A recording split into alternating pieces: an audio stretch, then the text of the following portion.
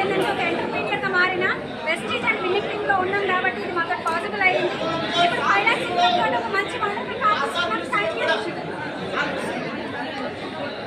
Hi friends, నమస్తే అండి.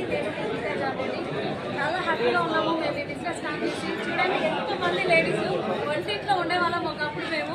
ఈరోజు చూడండి లక్షల్లో ఇన్కమ్ తీసుకుంటాం. ఈ అవకాశం తీసుకొని మీకు కూడా ఈ అవకాశం ఉంది. తొందరగా ఇక్కడ ఇచ్చే నెంబర్కి కాంటాక్ట్ చేయండి. Thank you.